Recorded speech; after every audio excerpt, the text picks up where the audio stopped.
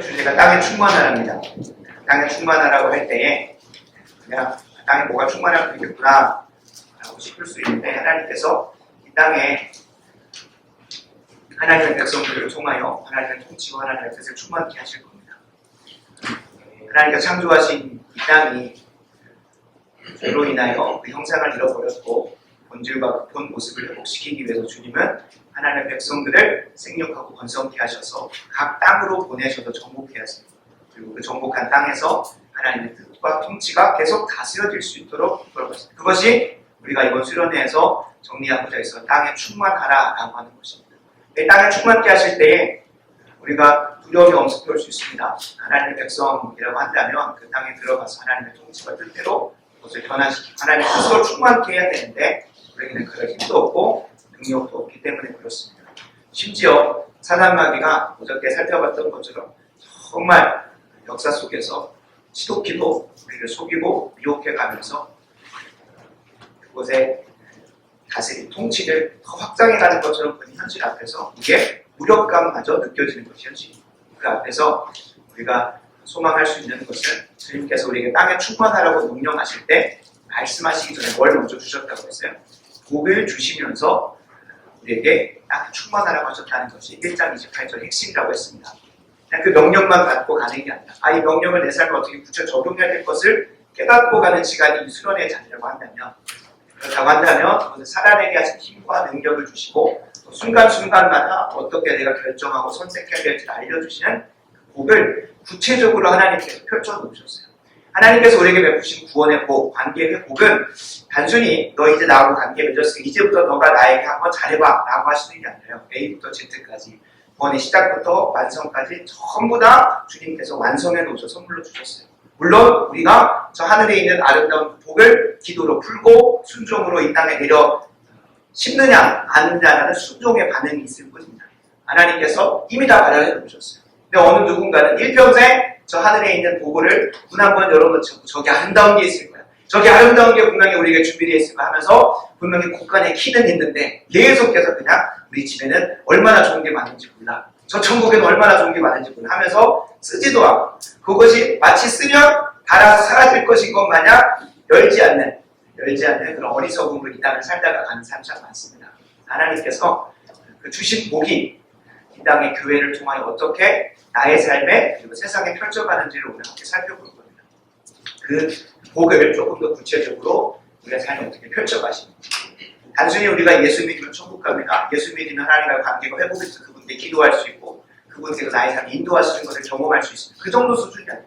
그 너무나 추상적이고 관점적이고 단편적인 이 안에 깊은 의미가 있어요. 어떻게 하나님께서 그것들을 펼쳐가시는지를 이미 성경 안에서 이스라엘 백성들의 서사를 통해서 그리고 신약의 백성들을 통해서 초대교회를 통해서 심지어 성경에 기록되지 않은 신학의 수많은 선진들을 통해서 다 경험시켜 놓으셨어요. 우리가 그걸 뭐 하지 않아서? 펴보지 않아서 어떻게 나의 삶에 적용이 되고 나의 삶에 경험될 수 있는지를 그냥 두루 크게 메타적으로만 바라보다 보니까 그것을 누리지 못해요. 여러분 기도 안 하는 사람 없습니다. 기도하는데 어떻게 기도해야 되는지가 중요한 거고 정말로 하나님께서 응답해 주시는 기도, 하나님의 임재를 경험하는 예배, 하나님의 인도하심을 경험하는 말씀 묵상이 무엇인지를 알고 해요. 그냥 교회에서 바리새인들과 같이 그냥 종교 형식, 그냥 주일 예배 잘 드리고 속으로 인도하고 거기서 끝나는 게 아니라 그 말씀에 읽을 때 그 안에서 하나님의 인도하심을 경험하지 못하는데 말씀을 보는 게 무슨 의미가 있습니까? 기도는 하는데 하나님의 응답과 하나님의 인도하심과 하나님의 뜻을 분별해가는 과정이 없는데 그냥 기도를 맨날 목소리 쉬어가면서 하는 게 무슨 의미가 있습니까? 예배 자리는 끝없이 지켜가는데 그 예배 가운데 참된 변화도 일어나지 않고 하나님의 영광스러운 임재를 경험하지 못하고 출애굽기 19장에 나오는 그 시내산의 구름과 천둥과 번개와 지진으로 그 위대하시게 임하셨던 하나님의 강력한 임재 앞에 내가 얼마나 비참한 존재인지를 깨닫잖아요. 이스라엘 백성들이. 그 주님의 위험하심 앞에 그 광대하심 앞에 이스라엘 백성 어떻게 반응합니까? 우리는 그 앞에 못 가겠습니다. 그러니까 모세 너가 대신해서 가서 말씀 좀 받아봐 라고 한다면 그 하나님의 그 강력한 임재를 우리가 예배 가운데 마주하고 있는 그 앞에서 내가 얼마나 비참한 존재에서 주님을 붙들 수밖에 없게 만듭니다. 예배가 끝나고 나서 기억나는 것은 재밌는 예화에서 끝나고 있지 않은지 그냥 들었던 찬양만 생각나고 있잖아요. 내가 얼마나 비참한 존재인지 깨달아서 이제 나에게는 소망이 없구나. 예수 그리스도를 믿음으로 붙들며 가야겠구나. 그 여정 속에서 예수 그리스도로 충만하게 된다는 것이 무엇이고, 성경에 표현하면 성령 충만이 무엇이고, 예수와 연합하는 것이 무엇이고, 하나님과 동행하는 것이 무엇인지를 점차 깨달아서 가는 데 딱 거기서 멈추는 거예요. 예수 전부 보신지요. 기도하면 하나님께서 나를 돌보시고 살펴주시니, 어떻게 돌보시는지, 어떻게 살피시는지, 어떻게 응답이 오게 되는 건지를 구체적으로 기도에 대한 책만을 이해하고 시리즈가 얼마나 다양합니까? 그죠? 어떻게 구체적으로 기도해야 되고, 어떤 것이 기도의 응답이고 분별해야 되고, 이 시대를 향한 하나님의 뜻을 분별하기 위해서 제럴드 시처의 하나님의 뜻이나 혹은 오스이니스의 소명, 이런 것들을 통해서 하나님의 내 인생을 향한 가지고 계신 길을 펼칠 수 있는 수많은 책들이 있는데, 이미 하나님은 펼쳐놓으셨는데 우리도 덮어놓고 있는, 그래서 그것들을 내 삶에 경험하지 못해서 계속 빙뱅이 도는 신앙거나. 그래서 오늘 하나님께서 그 복을 주신다고 했을 때, 예수님을 통해서 하나님과 관계 회복됐습니다, 아멘 하고 끝날 게 아니라, 그 관계 회복 이후에 하나님께서 점점 더 그 관계를 어떻게 깊어가게 만드시는지, 실제로 우리에게 보내신 소명지에서 땅을 정복하게 하신 힘과 능력을 어떻게 우리에게 갖추게 하시는지를 실천적으로 살펴보려고 합니다. 주기도문을 보면 하늘에 계신 우리 아버지 이름이 거룩히 여김 받으시고, 이거를 우리가 이번 수련회 때 계속 주목했었던 땅을 정복하고 다스리라, 땅에 충만하라 하는 것을 보면 하나님의 이름이 거룩히 여김 받지 못하는 영역이 엄청 많다는 거예요. 그렇죠? 그 하나님의 이름이 만물의 여김 받고 짓밟히다 못해서 그냥 대적당하고 무시당하고 있는 그 여정이 저에게는 보여요. 여러분들에게 보이겠죠. 그곳이 황폐하고 무너진 땅인 거죠. 이스라엘 백성들에게 가나안 땅을 정복하게 하신 이유는 그곳에 하나님의 이름이 짓밟히고 무시당하고 멸시당하고 대적당하고 있기 때문에, 하나님께 대한 참된 예배가 드려져야 될 그 땅에 무엇이 있어요? 우상 숭배가 있고 제단들이 세워져야 돼. 그곳에서 드려지는 것은 냄새나고 역겨운 향불만 드려지고, 그래서 하나님께서 그곳에 가서 이스라엘 백성이 예배를 회복하고 그 땅을 회복하고 하라고 말씀하시는 거죠. 하나님의 일 거룩히 여김 받는 데 있어서 주기도문의 두 번째 고백이 무엇입니까? 거룩히 여김 받으시면 무엇이 임하며? 나라가 임하시고. 이것이 단순히 하나님의 이름이 거룩히 여김 받고 나라가 임하시고 하늘의 뜻이 이 땅에서도 이루어지길 원합니다가 동어반복으로 패러프레이징하면서 계속 하나님의 영광을 구하는 기도가 아니라, 그걸 깊이 살펴보면 하나님의 이름이 거룩히 여김 받아야 될 땅들을 발견케 하시는 게 첫 번째 기도 제목입니다. 그곳에서 어떻게 하나님께서 그곳에 하나님의 이름이 거룩히 여김 받고 영광스럽게 하게 하신답니까? 죽었다 깨어나는 지옥 백성들은 본인이 스스로 하나님의 영광을 위해 산다고 말할 수는 있어도 결국 그들을 통한 하나님의 영광이 회복되는 건 아닙니다. 나라가 임한다는 건 하나님의 통치를 받는 주님의 몸된 교회들이 일어나서 그곳에 하나님의 이름을 거룩히 여기게 하고, 그 사람들의 삶을 통하여 무엇이 드러나는? 하나님의 선하심이 드러나고 하나님의 영광이 드러나고 하나님의 아름다우심이 드러나서 그 하나님이 지으실 때 심히 보기에 좋았던 그 모습대로 하나하나 바꿔가는 거죠. 우리가 막 백투에덴 하니까 자연주의로 돌아가야 된다, 우리의 문명사회 다 없애야 되고 막 그렇게 생각해서, 그게 아니라 하나님이 계획하신 가장 본질적인 모습, 아름다운 모습으로 하나하나 바꿔져 가는 거죠. 우리가 창세기에서 어저께 두유산 이야기에서도 나왔던 것처럼 가정의 본질은 무엇인지, 구원의 본질은 무엇인지, 하나님께서 이 땅을 창조하시고 노동의 본질은 무엇인지 다 뜯어보면 창세기 1장부터 11장까지 다 나오고 있어요. 그래서 우리가 이 세상에 아름다운 하나님의 형상과 본질로 지어진 모습들, 그것들을 찾아가려면 창세기 1장 11장에서 살펴보면 돼요. 그리고 12장부터도 뭐가 펼쳐집니까? 아브라함을 부르셔서 이제 구원의 역사를 시작하시는 거잖아요. 그러니까 1장부터 11장은 하나님께서 창조하신 본래의 모습이 얼마나 죄로 인하여 망가지고 무너져가고 있는지를 보여주면서 이것으로 회복해야 된다, 돌아가야 된다. 근데 이것을 우리가 할 수 있다, 없다? 없다. 그래서 오늘 핵심이기도 하고 찬양의 가사에서 고백할 거지만, 예수 그리스도로 충만해져야 돼요. 성령으로 충만해져야 되고 예수 그리스도의 능력으로 우리가 그 길을 가야 돼요. 근데 하나님께서 그것들을 펼쳐가실 때 하나님의 이름이 거룩히 여김 받아서 어떤 걸 사용하신다고요? 이 땅에 교회들을 사용하시는 게 두 번째 고백이에요. 나라가 임하시오면 하는 것은 하나님의 통치를 받는 자들이 일어나게 하여 주시옵소서라는 것의 다른 고백입니다. 그리고 나서 이 세 번째 고백 어떻게 간다고 했죠? 제가 주기도문 강의에서 그 교회에 속한 한 지체의 삶의 여정 가운데 하나님의 뜻이 자신의 그 개인의 삶에도 펼쳐지기를 바란다는 거예요. 그러니까 이 주기도문을 따라서 수차적으로 기도하다 보면 내가 어떻게 기도해야 되는지 배운다고 했어요. 그러니까 주님께서 너희는 이렇게 기도하라고 하시잖아요. 우리가 먼저 기도할 때 하나님의 영광으로 주목하고 첫 번째 고백에서. 두 번째, 주님께서 어떻게 하신다? 이 땅의 교회들을 통하는데 이 교회라는 개념을 좀 이따가 좀 말씀드리겠지만 이 교회라는 것을 사랑의 교회, 더 좋은 사랑의 교회 이렇게 하면서 지역적인 교회로 생각을 하시면 안 되고 신학적 의미 안에서 하나님의 백성으로 부름받은 자들 그들을 통하여 하나님께서 뭘 이루어 가십니까? 하나님의 이름이 거룩히 여김만 다른 말 오늘 우리의 수련회 말씀안을 보면 땅을 정복해 가게 하시고 땅에 하나님의 영광을 충만케 하시는 자리로 이끌어 가는데 세 번째 고백이 뭐죠? 세 번째 고백 뜻이 하늘에서 이루어진 것 같이 땅에서도 이루어지게 돼요. 누구 땅? 한 사람 한 사람이 내딛고 있는 그 땅에 하나님께 이루어지게 하십니다. 그러니까 이게 순서가 되는 거예요. 점점 더 지역적으로 들어가요. 점점 더 구체적으로 들어가요. 그리고 나서 네 번째 고백이 나오는 거예요. 이 고백이 전제된 상황에서 그냥 필요한 거 언제나 달라고 네 번째 기도 제목을 하잖아요. 그래서 우리의 기도의 분량을 보면 네 번째 기도 제목 엄청 많잖아요. 그죠? 근데 이 첫 번째, 두 번째, 세 번째로 해서 점점 더 지역적으로 나의 삶을 향한 하나님의 분명한 소명지와 땅과 그 사명들을 분별했을 때 보면 부족한 게 많습니까? 능히 감당할 만한 지혜와 힘과 총명이 많습니까? 없는 것밖에 없어요. 없는 것밖에. 아니 분명히 하나님께서 그분한 마음을 주시고 또 주님의 눈물을 주셔가지고 그곳을 바라보게 되는데 할 수 있는 게 아무것도 없는 거예요. 그러니까 하나님께서 그 순서대로 뭘 주시는 거예요? 일용할 양식을 보여요. 일용할.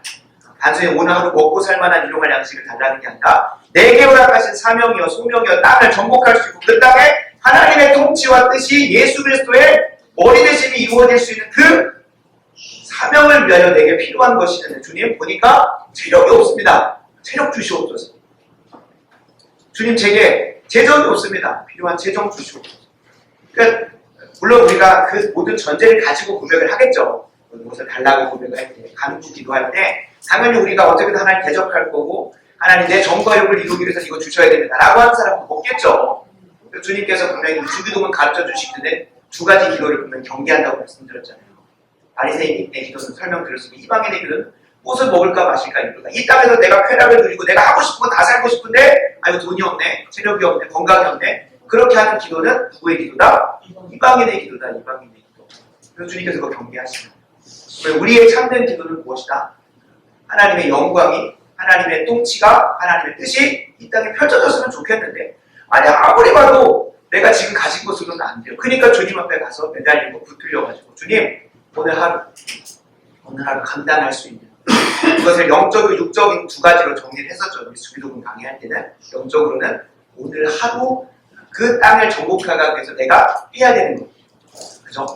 우리가 건축을 한다고 했을 때 첫날부터 갑자기 요즘은 이제 뭐 LG나 이런 데서 모듈형으로 해가지고 스마트에서 다 지어가지고 그냥 배송만 하면 되더라고요. 그죠? 배송이 얼마나 좋아졌는지 땅만 있으면 그냥 거의 뭐 기초만 털을 해놓으면 모듈이 와가지고 딱딱딱 하니까 하루 만에 뭐 완성되기도 하고 요즘에는 뭐 3D 프린터가 이제 시멘트로 해가지고 거의 뭐 사람이 몇 달에 걸쳐서 할 거를 그냥 혼자서 이게 프린터로 만드는 거죠. 시멘트로 해가지고. 그렇게 이제 짓는 시대가 됐다 보니까 너무 빠름빠름만 하다 보니까 이제 그런 과정들을 무시할 수 있는데 적어도 그리스도인들은 너무 그것만 생각합니다. 한 번에 요셉이 국무총리가 된 거잖아요.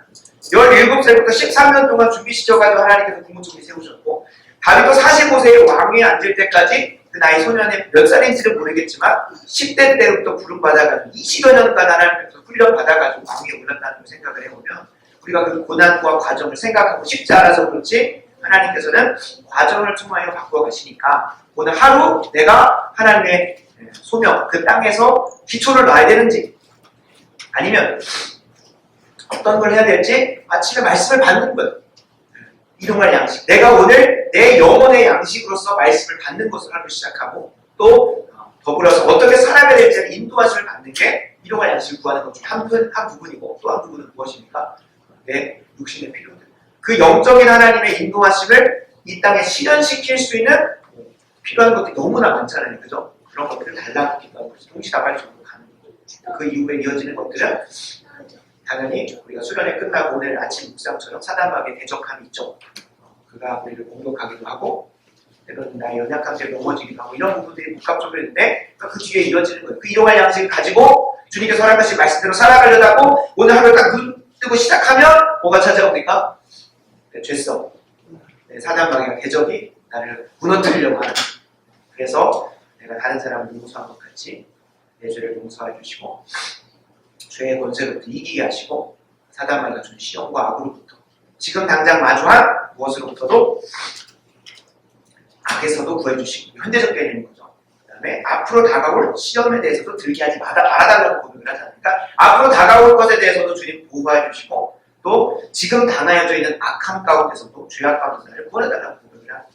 여기서 우리가 좀 놓칠 만한 부분들이 있어서 제가 이제 주기도문 강해를 이제 보라고 하면 제가 조금씩 이제 해놓는 시리즈로 만들어놨는데 더 이상 조회수가 올라가지 않는 걸 보니 우리 제자훈련 생각하지 않는 것 같고 기도를 이미 마스터하셨기 때문에 나는 이미 굳이 이거 보지 않아도 잘하고 있다고 생각하셔서 그래서 일부러 한 번 더 말씀을 드리는 거예요. 우리가 좀 오해를 할 만한 부분이 우리가 우리에게 죄 지은 자를 사해 준 것 같이 우리 죄를 사해달라고 하면서 하나님께 뭘 드러내는 것 같아요? 내 의를 드러내는 것처럼 보이잖아요. 근데 이 참된 주기도문의 본래 의도는 무엇입니까? 우리 안에 누군가를 사랑하고 누군가를 용서하고 누군가를 품을 수 있는 능력과 선함이 있습니까? 없습니까? 없습니다. 우리는 로마서 3장 23절에 있는 것처럼 우리가 일말의 선이라도 없는 존재들이라는 것을 고백하는 자들이에요.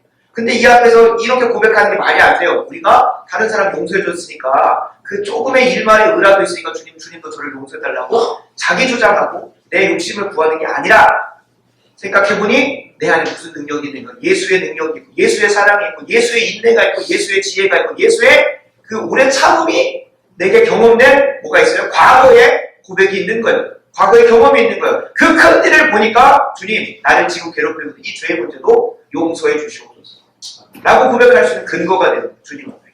주님 앞에. 이전에 내게 그런 용서하셨으니까 그것을 거두시지 않았다면 오늘도 내게 마주한 이 죄의 문제를 해결하여 주시옵소서. 뭐 하기 위해서요? 뭐 하기 위해서? 내가 너무 내 인생이 공허하고 허무해가지고 이렇게 살면 좀 이건 아닌 것 같다 싶어서가 아니라 첫 번째 기도 제목부터 시작을 해요. 하나님의 영광을 위해서 살고 하나님께서 허락하신 땅을 정복하는 삶을 살기 위해서는 이거는 좀 이겨야 될 것 같은데 내 게으름의 문제, 내 미련함의 문제, 내 나태함의 문제, 내 무엇의 문제? 거드름의 문제. 설령적 보면서 마주해서는 형식주의의 문제, 위선의 문제 이거 내가 아무리 싫으면 안 되는데 주님 이전에 내 죄의 문제 한번 이기게 하신 적 있지 않습니까? 저도 항상 죄와 싸울 때마다 항상 20대 초반에 그렇게 게임 중독해가지고 밤새서 게임하다가 학교 가는 게 너무 싫다. 학교 가다가도 다시 와가지고 게임했었던 그 시간들이 분명히 저를 괴롭혔거든요. 근데 지금은 그 죄가 저를 주관치 못하는 그 경험. 하나님께서 그 죄를 넉넉히 이기다 못해 전혀 신경 쓰지 못하게 만드는 그 죄에 넉넉히 이기게 하심을 보고 뭐 하는 거예요? 이 죄도 이기게 하셨는데 주여 이 죄도 이기게 해주시고 주님께서 죄가 우리를 주관치 못하고 있다고 했으니까 그것이 단순히 관념적으로 추상적인 게 아니라 내 삶을 실천해서 그 죄가 능히 내게 주관치 못하게 돼요. 내가 전혀 신경 쓰지도 않게 되는 죄의 그 승리의 길로 이끌어달라는 고백이 주기도문의 고백입니다. 그러니까 이것을 약간 네 번째만 떼어가지고 맨날 가는 이유가 한 99%예요. 그러다가 조금 말씀 앞에서 내 죄가 떠오르면 다섯 번째 좀 가져가지만 대부분 이제 첫 번째, 세 번째는 잊어버릴 때가 있는데 그 고백 안에서 이렇게 고백해요. 그래서 이 주기도문의 첫 번째, 두 번째에 있는 원리 하나님께서 거룩히 여긴 바다에 땅들이 있는데 그 땅에서 하나님의 이름이 영광이 하나님의 통치와 다스림이 임하는 데 있어 누구를 통하여서만 하신다? 하나님의 백성들을 통하여 주님의 몸된 교회를 통하여서 그렇게 이루어 가신다는 거예요.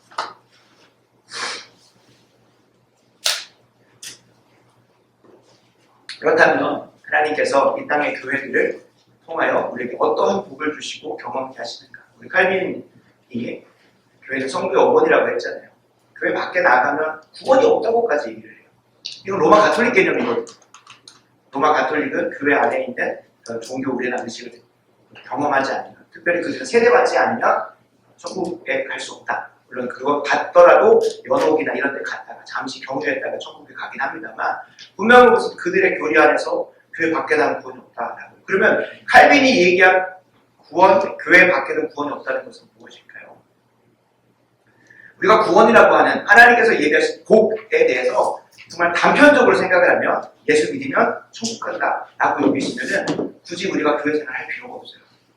하나님께서 약속하신 복의 깊이가 단순히 딱 그 정도.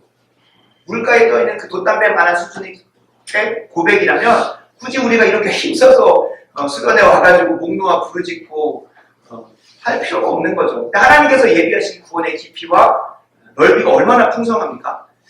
하나님께서 하시고자 하는 그 일에 우리를 동참시키시고 그 안에서 그 관계 안에서 우리를 기쁘게 하시고 즐겁게 하시고 만족해 하시면서 이루어가신 그 모든 게 구원의 구원이에요.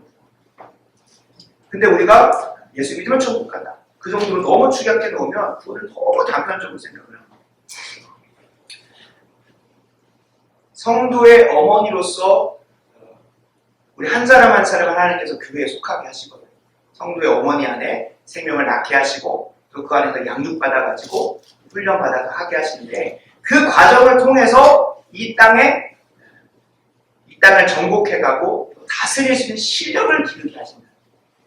하나님께서 교회를 통하여 우리 한 사람 한 사람을 예수로 화하게 하시고 온전한 예수 그리스도의 분량으로 자라가게 하시는 거예요. 그냥 교회 생활 열심히 하다 보면 갑자기 뭔가 신비적인 능력이 임하는 게 아니라 이게 관계 속에서 그렇게 우리를 빚어가시는 거예요. 불교나 유교는 그냥 앉아가지고 책 열심히 읽고 외우고 하면 뭔가 변화되고 뭔가 새롭게 깨닫게 된다는 거죠. 근데 우리는 단순히 이 성경을 설교 열심히 듣는다고 해서 되는 게 아니에요. 그러면 차라리 그냥 주일날 모여서 설교만 듣고 집에 가면 돼요. 근데 초대교회 때부터 계속해서 있었던 거 주님 말씀 듣고 뭐 하죠? 속으로 들어가서 교제하고 그 교제 안에서 서로 관계를 맺고 서로가 사랑해보고 거기서 실천해보면서 무엇을 배워요? 겸손이라는 것도 배우고 예수님의 성품이 조금씩 드러나요.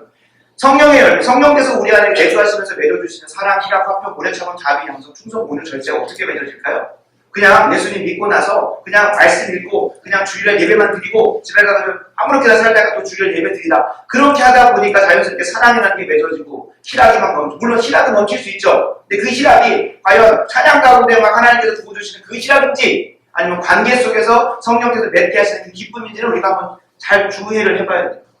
사랑, 희락, 화평, 오래 참은 자비 이 모든 것들이 사람들과의 관계 속에서 계속해서 우리를 빚어가시는 과정. 그러니까 에베소서를 보면 하나님께서 교회를 부르셔가지고 목회자를 세우셔서 이 성도들을 이끌어 가시는데 이 목회자를 통하여서 한 신앙의 고백으로 교회를 묶어 놓으시고 그 안에서 뭐하게 하시는 거예요?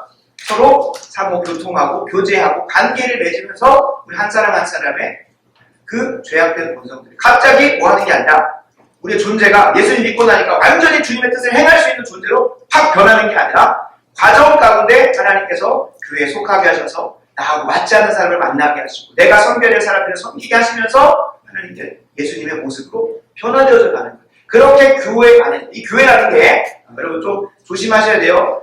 지역교회를 얘기하는 것이기도 하면서도 동시에 하나님의 백성들만의 모임 안에서 이루어지는 거예요. 그러니까 우리가 이 자리에서 사랑의 교회, 더 좋은 사랑의 교회, 익산 예양교회 이렇게 모여서 하게 되는데요. 우리가 교회를 이룬다고 했을 때 지역교회만 얘기하는 게 아니잖아요. 그러니까 우리가 이 자리에서 서로가 교통하고 교제할 수 있는 이유는 예수 그리스도에서 한 믿음의 신앙 고백과 한 하나님을 고백하기 때문에 그 안에서 말씀으로 교제가 이루어지잖아요. 그러면서 이 자리에서 여러분들이 아마 소그룹을 여러 번 하셨잖아요. 저도 이렇게까지 많이 소그룹 하려고는 안 했는데 시간 거기에 기도하다가 좀 더 나누면 좋겠다. 그러다 보니까 교제하면서 여러분들이 설교 때는 목사님 무슨 말 하는지 모르겠는데 지나갔다가 이제 내가 말을 해야 되잖아요. 그러니까 이제 뭐라도 생각을 해봐야 되고 숙고를 해봐야 되고 그러다가 얘기하다 보니까 뭔가 정리가 되고 그리고 또 옆에 사람이 이건 아닌 것 같다고 하면 또 교정도 해주고 또 사람이 나눈 것 속에서 내가 그런 생각을 못했었는데 또 그 방향이 열리기 시작을 하고 그렇게 하나님께서 이 교회라는 공동체에서 내 인격도 말씀에 대한 이해와 깊이도 그 삶으로 적용하는 실천도 여러분 소그룹 안에서 정말 강력한 것은 그 말씀을 이해하고 그것을 복습하는 것에 있는 게 아니라 그 삶으로 적용하고 심지어 그것을 다음 주에 뭐 해야 되는 거야? 점검을 해야 되는 거야. 그냥 주일 예배 본당 문 열고 나가면서부터 그 말씀 잊어버리는 게 아니라 소그룹 끝나고 아멘 하고 끝나는 게 아니라 그래서 리더들이 해줘야 되는 게 뭡니까? 소그룹의 리더들이 그중에 그 말씀이 계속 팝업될 수 있도록 생각날 수 있도록 마치 여호수아의 세대들이 하나님의 본인을 계속해서 생각하게 하려고 뭘 두게 하셨죠? 계속해서 길갈에 기념비를 두게 하시고 그 다음에 수많은 절기를 두게 하셔서 잊을만 하면 너네 애굽에서 은혜로 구원받았잖아. 6월절 지키게 하시고. 하나님께서 은혜로 추수하게 하셨다라고 수실절, 육추절 이런 것들 하나님께 지키게 하시면서 이 우리의 평안함과 복된 삶에 우리의 일상의 삶의 근원이 감사의 제목이 누구에게 있을 수 있도록 하나님을 계속 생각할 수 있도록 하는 거예요. 우리는 감사하게도 이스라엘 백성들만큼 절기가 있는 게 아니라 더 가까이 있죠. 주 7일을 하나님께서 6일 동안 개판처럼 살더라도 너희노 하면서 정신 똑바로 차리라고 그렇게 하시죠. 근데 그 주일 성수를 무너뜨리려고 해서 얼마나 많나요? 시대가 변했는데 3교대도 있고 2교대도 있고 어떻게 주일 성수를 하겠어요. 목사님 칼빈도 날과 어떤 특정한 때를 지켜가지고 할 필요 없다고 말하던데요. 그런 것만 딱 본인이 어떻게든 주일 성수 안 하고 싶어가지고 그런 그 칼빈의 그런 것들을 가지고 와서 목사님이 칼빈보다 위에 있습니까? 이런 식으로 물어뜯으려고 하는 그런 자들이 있어요. 근데 이 자리에 있는 예원이라는 귀한 친구가 참 저에게는 큰 위로가 됐었습니다. 워낙 주일 성수에 대해서 사람들이 그건 구시대의 전통의 것들이라고 하면서 칼빈도 그렇게 얘기했는데 굳이 목사님 막 꼭 주일날 와서 예배 드려야 됩니까? 너무 이제 기계적으로 대한다고 생각을 하니까 목사님 너무 율법주의적인 것 같다. 심지어 골로새서 말씀도 가죠. 칼빈은 한 사람이니까 신학자니까 말씀까지 가죠. 골로새서에 보면 날로 인하여 너를 괴롭게 하지 못하냐. 어떤 특정한 안식이 이렇게. 근데 간호사인데 리더를 섬기려고 하면 적어도 조원들은 원래 그들의 분량대로 우리를 괴롭히는 자가 돼야 돼요. 그래서 조원들은 원래가 세 가족들은 더 그래야 돼요. 그래야 우리가 그들을 위해서 기도하다 보면 우리 스스로가 사랑도 하게 되고 희락도 가지게 되고 화평도 주님의 성령의 열매들이 맺어가는 거잖아요. 근데 예원이 같은 경우는 간호사인데도 거의 안 빠졌죠. 못 빠졌죠. 네. 그러니까 본인이 그 스케줄을 어떻게든 하드한 거, 그러니까 다른 사람 선택하지 않는 길 다 선택해가지고 어떻게든 내가 주일날 이 시간만큼 토요일날 리더 모임은 한두 번 그쵸? 그래서 그 리더들의 리더가 개인적으로 가서 또 이렇게 지도해줘가지고서라도 다음날 토요일날 주일날에는 소그룹 주일 집회를 주일 예배를 지킬 수 있도록 어떤 날은 나이트 하고 와서 그냥 거의 밤샌 상황에서 주일 오전 예배 드리고 심지어 사역팀까지 해가지고 그거 하고 와서 주일 집회 드리고 그러니까 거의 그러다 또 뭐 해야 돼요? 끝나고 나면 또 출근해야 되는 거예요. 그 다음에 오프면 모르겠네. 그런 식으로 그냥 거의 몇 시간을 그냥 각성상태고 있어가지고 해야 되는. 하나님께서 참 복 주셔서 한 텀 한 텀씩 제가 6개월 단위로 리더를 이렇게 섬기기도 하게 되는데 정말 본인이 작정하고 기도하면서 같이 하나님께서 계속해서 길을 열어주고 물론 속내를 들어보니까 소위 말해서 믿지 않는 사람들한테는 토요일 주말 근무가 그들에게는 페이도 좀 높게 나오고 그죠? 그러다 보면 더 좋은 건데도 오히려 왜 너는 막 이기적으로 그죠? 주일날 막 쉬려고 하냐. 본인은 1.5배 돈 더 받으니까 그냥 그렇게 하면 될 것을 꼭 그 사단마귀의 앞잡이가 역할한 그가 악한 의도로 했겠죠. 본인 사단에게 쓰임받는지는 모르죠. 근데 계속 영원히를 공격했던 그래서 그 친구의 이름은 모르지만 항상 좀 대적하면서 기도했었던 경험이 있는데 제가 이 말을 드리는 이유는 하나님께서 이 교회를 통하여 한 사람 한 사람을 그 땅을 정복할 만한 실력과 능력들을 은사들을 갖추게 하여 가신다는 것을 우리가 기억할 필요가 있습니다. 하나님께 그냥 복 주셨다고 하니까 그냥 관계 회복되고 이제 너 알아서 잘 해봤다 아니라 A부터 Z까지 교회라는 공동체에 속하게 하셔서 성도들이 교제하고 교통하게 하시면서 예원이라는 존재를 통하여 주일 성수를 저렇게 하는 거구나를 배우게 하시고 내 스스로를 돌아보게 하고 반복하게 하는 것이죠. 그러니까 이전까지는 내가 내 수준 안에서만 계속 신앙생활을 해왔어요. 하나님 말씀이 아무리 강력하게 얘기해도 항상 그것을 필터를 가지고 받아들일 때는 그래도 이 정도는 괜찮아서 받아. 근데 어마무시한 존재들이 한 명씩 공동체 안에 있습니다. 그들과 교제를 통해서 하는. 물론 나보다 신앙이 수준이 높거나 또 신앙의 깊이가 깊은 사람을 보게 하시면서도 하지만 반대로 에베소서 4장 13절 16절 좀 한번 살펴볼 텐데 하나님께서 이 교회라는 곳에 속하셔서 이 복을 어떻게 우리에게 누릴 만한 존재로 바꾸어 가시는지를 기록을 해놨습니다. 에베소 4장 13절 16절을 제가 보겠습니다. 우리가 다 하나님의 아들을 믿는 것과 아는 일에 하나가 되어 온전한 사람을 이루고 그리스도의 장성한 분량이 충만한 데까지 이릅니다. 여기서 하나님의 아들을 믿는 것과 아는 일에 하나가 된다는 것은 교회를 이룬다라는 것을 말합니다. 그러니까 우리가 지금 하나님의 아들을 믿는 신앙의 고백과 하나님에 대한 지식이 뭐예요? 하나죠. 그렇기 때문에 우리가 공동체를 이룬 거죠. 교회가 교회되는 것은 어떤 교회에 내가 등록했기 때문이 아니라 그 교회에서 선포되어지는 말씀의 방향과 사역의 방향에 같은 말, 같은 뜻, 같은 마음으로 될 때 그 교회에 진짜 소속이 되는 거예요. 신앙의 연수가 그 교회에 열심히 다녔고 세례도 받았고 해서 그런 교회 회원이 되는 게 아니라 이 믿는 것과 아는 일에 우리가 서로 뭐가 되어야 돼요? 동의가 되어져 그 전제 안에서 우리가 뭘 나누게 되니까 말씀을 나누고 삶을 나눌 때 이해가 되는 거예요. 우리가 결코 소통할 수 없는 존재들이 실천적으로 얘기해보면 똑같은 성경인데 같은 말 같은 뜻으로 얘기합니까? 아니면 다른 말 다른 뜻으로 얘기합니까? 다른 말 다른 뜻으로 얘기하기 때문에 그대로 대화가 안 되는 거예요. 심지어 성경 자체를 인정하지 않는 누구에게는 세상 사람들은 우리가 소통이 어려울 수밖에 없는 거죠. 근데 이렇게 교회를 이루어서 주님께서 뭐 하고 계시냐면 우리 한 사람 한 사람이 복을 받을 만한 존재로 빚어가시고 만들어가신다는 거예요. 실제로 보시면 온전한 사람을 이루고 어떤 분량이 이르게 됩니까? 그리스도의 장성한 분량이 충만한 데까지. 우리 한 사람 한 사람을 그리스도의 분량이 충만한 존재로 만드셔서 뭐 하는 거예요? 땅을 정복하게. 물론 이게 분절적으로 생각하고 단계적으로 생각해서 내가 다 충만해지면 세상 가겠다 아니에요. 이런 개념으로 생각하면 결코 한국에 복음이 들어올 수 있었다 없었다? 없었어요. 사도행전 1장 8절에 오직 성령이 너희에게 임하시면 너희가 권능을 받아 어디서부터? 예루살렘과 온 유대와 사마리아와 땅끝까지 이르게 된대요. 그 증인된 자들이 예루살렘 다 정복하면 가야 돼 라고 했다면 아직도 예루살렘 정복할 때 저 모양인데 그러면 우리에게는 올 가능성이 있습니까? 없습니까? 없는 거예요. 하나님께서 동시다발적으로 예루살렘에서 핍박과 박해와 고난 때문에 흩어지게 하셔서 유대 땅을 넘어서 사마리아에 가게 하시고 심지어 땅 끝에 이르러서 우리 대한민국에 오게 하신 거죠. 그러니까 지금 대한민국이 원래는 중국 선교의 막힘으로 인해서 오게 되는 거고 일본 선교의 막힘으로 인해서 원래는 지도상에도 원래는 세계 지도상 선교 지도상에도 없던 나라가 이 중국에 갔다가 알게 돼서 오시고 그죠? 일본에 갔다가 알게 돼서 오시면서 이렇게 그 감리교 쪽과 또 장로교 쪽에서 언더우드 마패들을 파송해서 오게 되고 그 전까지 수많은 여정들이 있었죠. 그 전까지만 해도 관심도 없는 나라였어요. 근데 하나님께서 그곳을 막으시니까 마치 누구처럼 사도 바울을 마게도냐로 이끄셨을 때 어떻게 하셨습니까? 성령께서 강권하셔서 너 거기 가지 마라. 2차 선교여행은 원래 서아시아 지역을 하는 거였어요.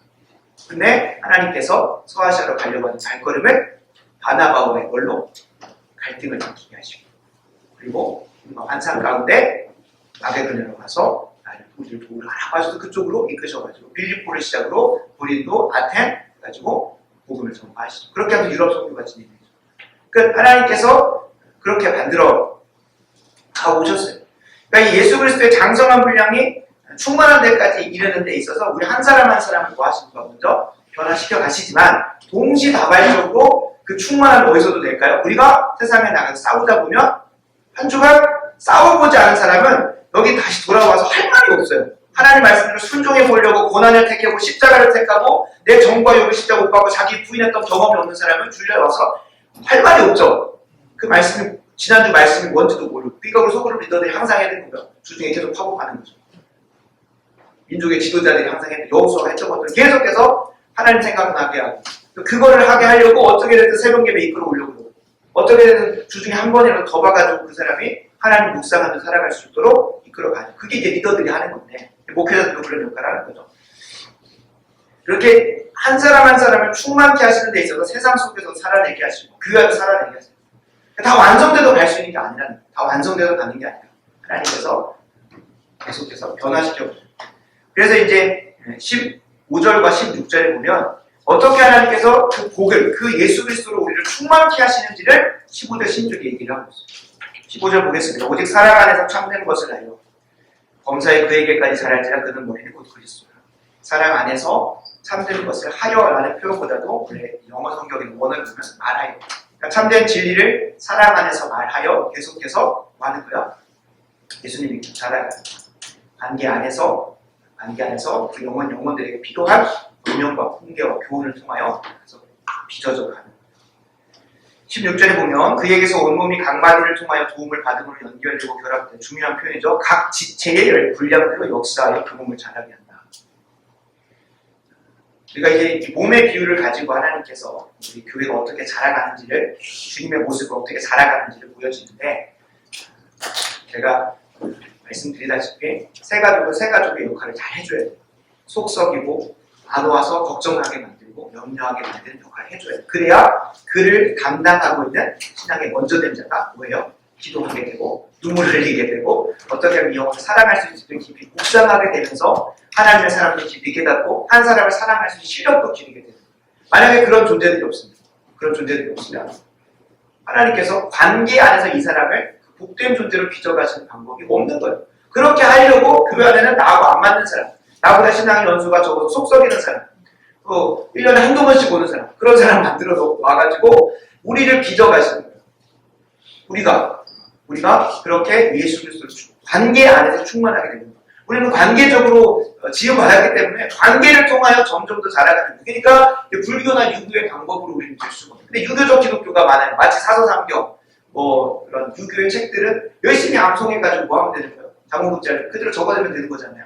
우리가 마치 성경만 달달달달 성경 통독 몇십 번, 몇백 번 하면 마치 이것이 신비한 능력이 있어가지고 내 안에서 막 놀라운 역사를 일으키고, 물론 그런 간혹가다 그런 경우도 있을 수 있다고 봐요. 근데 하나님께서 보편적이고 일반적으로 하시는 방법은 주님 말씀을 듣고 깨닫고 끝나는 게 아니라 요한계시록 1장에 보면 어떻게 나옵니까? 듣고 지키는 자가 복이 있다고 한다면 그 말씀대로 그를 내 삶의 현장에 실천해보고 내게 가지고 주신 영혼들에게 실천해보는 시간들을 통해 그 관계 안에서 뭐가 되는 거예요? 내가 자라가는 거죠. 누구처럼? 예수 그리스도의 장성한 분량이 충만한 것을 자라요. 우리가 세상을 정복하고 세상의 하나님의 통치를 다스리게 하기 위해서는 먼저 누구로 충만해져야 돼요? 예수 그리스도로 충만해져야 돼요. 성령으로 충만해져야 돼요. 근데 그 성령 충만이 마치 내가 은사 체험을 하고 마치 성령의 막 감동 가운데 막 있는 것이 전부가 아니라는 거죠. 실제로 에베소서 5장에 보면 무엇이 나옵니까? 성령으로 충만함을 받으라. 세상의 소리에 취하지 말고 성령 충만함을 받으라고 하죠. 근데 그것에 이어서 나오는 고백이 뭡니까? 5장 22절부터 6장 전체까지 나와요. 무엇일까요? 우리 가정이라고 하는 관계 속으로 들어가서 그곳에서 순종하는 걸 통해 아내와 남편이 한 몸이 되어져 있습니까? 없습니까? 없어요. 살아온 삶의 내용이 전혀 다른데 어떻게 하나부터 열까지 다 틀린 것밖에 없잖아요. 그 이유가 뭘까요?